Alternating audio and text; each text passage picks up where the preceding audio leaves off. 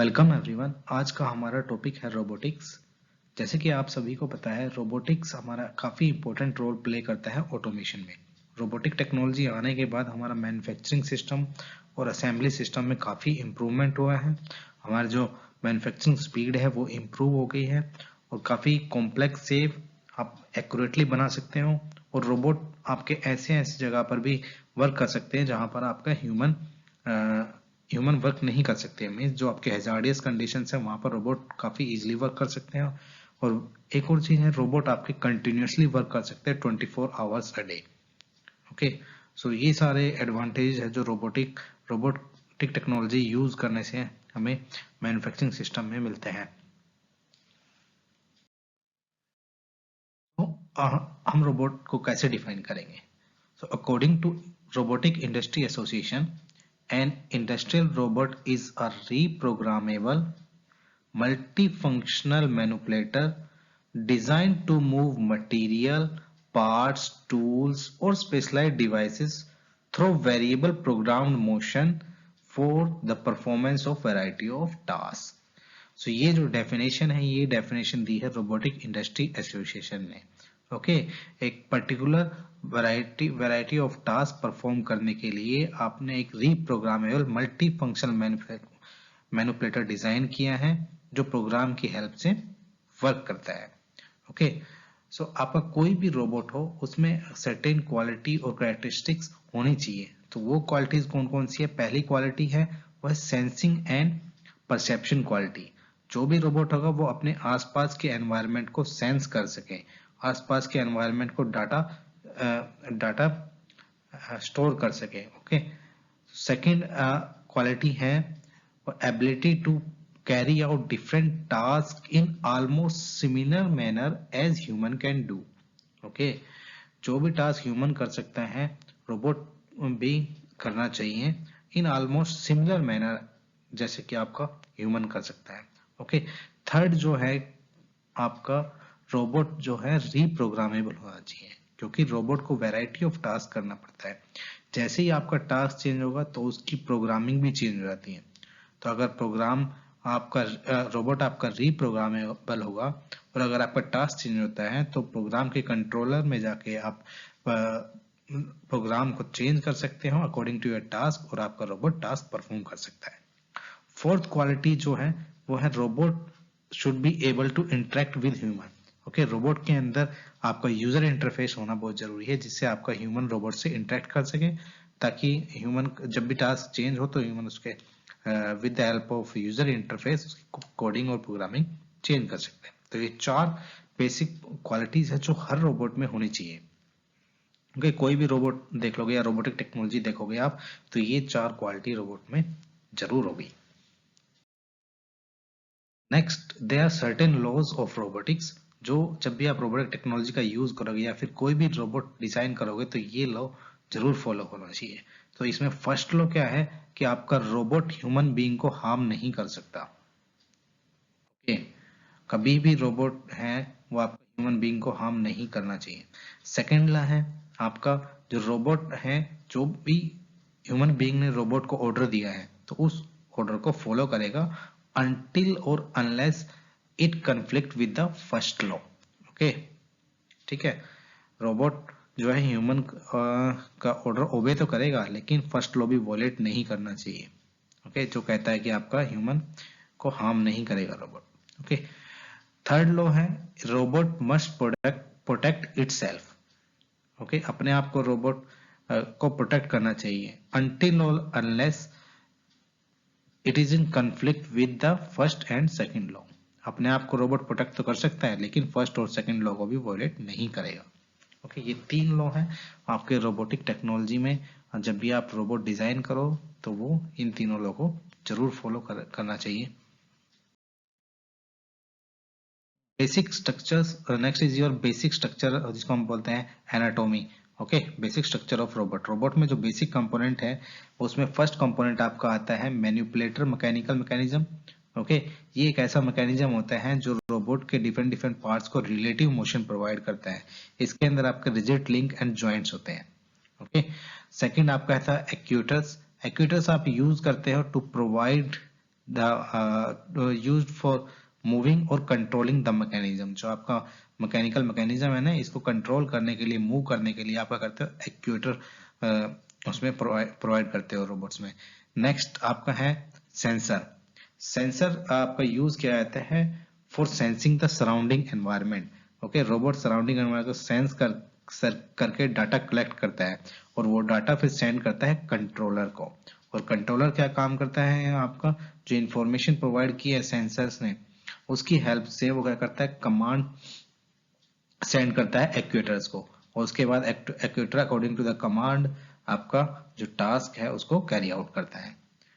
Last है आपका user interface. User interface क्या होता है, जिससे आपका ह्यूमन रोबोट से इंटरेक्ट कर सके, उसको हम बोलते हैं ह्यूमन यूजर इंटरफेस।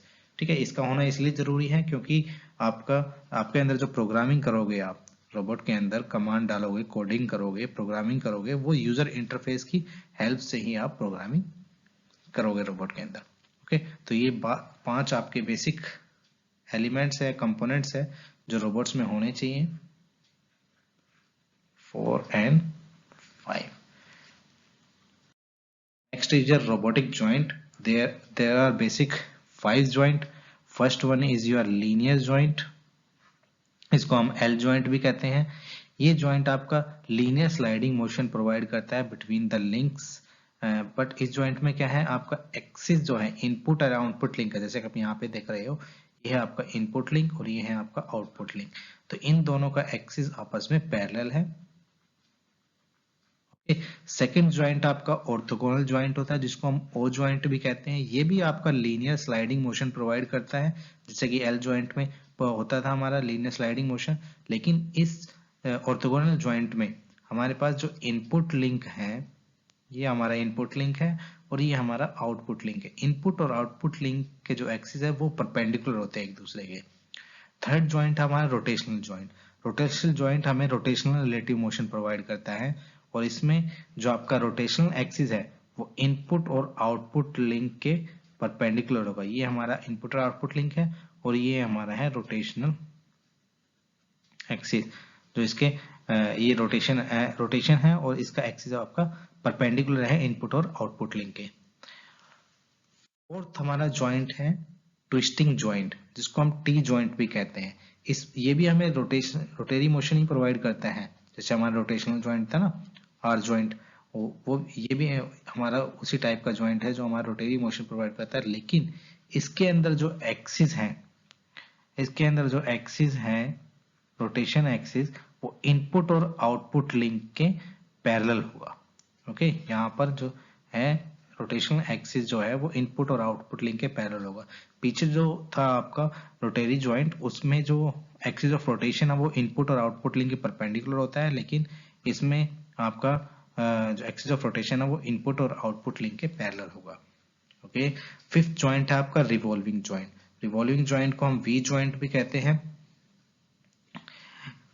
तो ये ज्वाइंट है, ये भी हमारा जो है ये भी हमारा रोटेशन मोशन प्रोवाइड करता है। तो इस ज्वाइंट में क्या है, जो इनपुट लिंक है और रोटेशनल एक्सिस जो है, ओके, इनपुट लिंक का एक्सिस एंड रोटेशनल एक्सिस जो है वो हमारा पैरेलल होता है, लेकिन आउटपुट लिंक के साथ आपका रोटेशनल एक्सिस परपेंडिकुलर होता है। ओके, सो ये हमारे बेसिक 5 ज्वाइंट है आपके।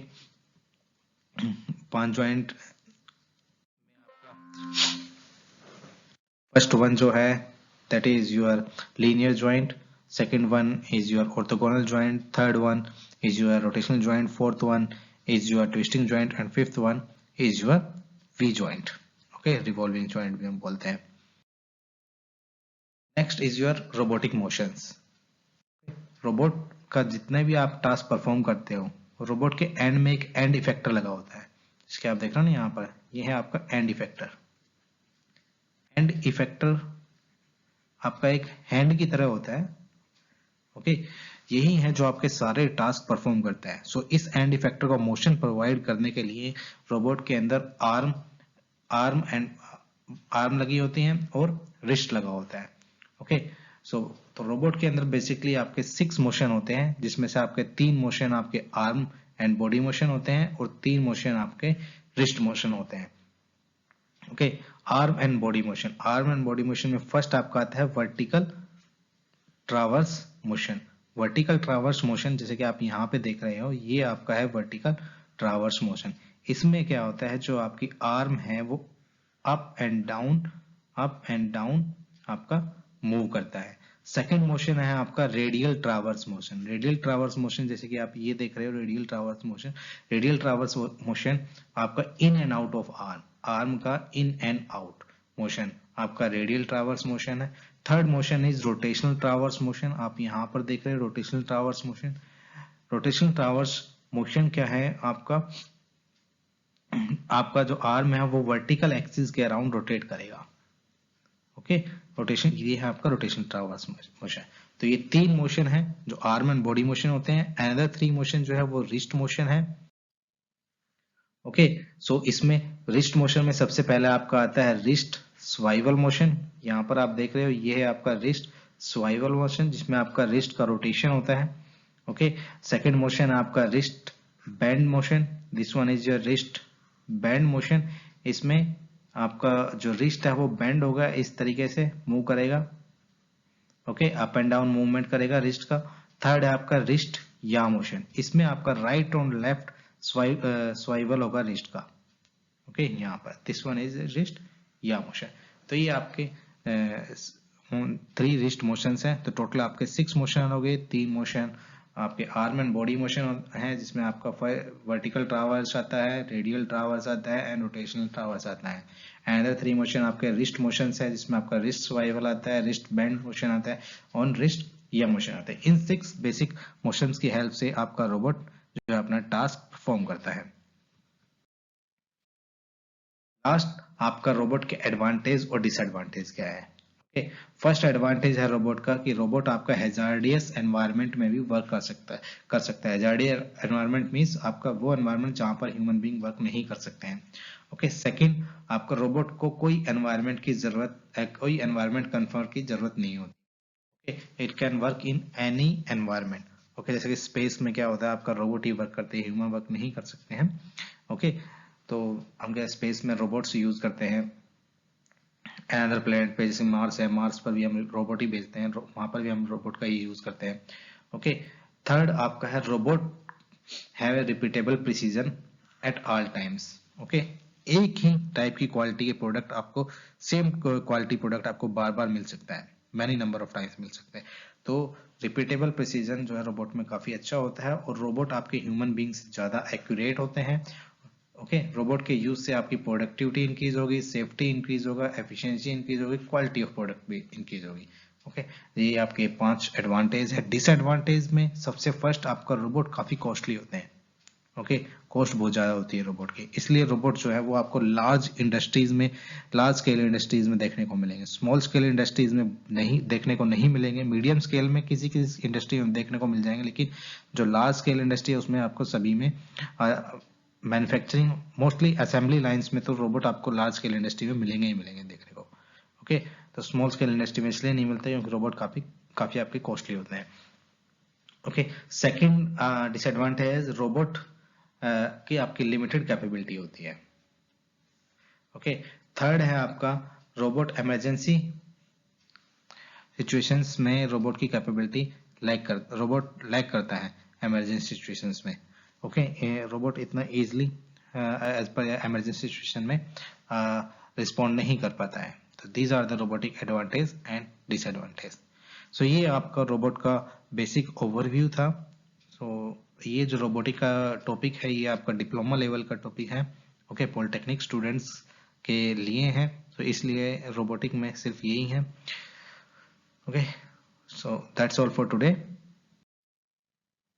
Thank you.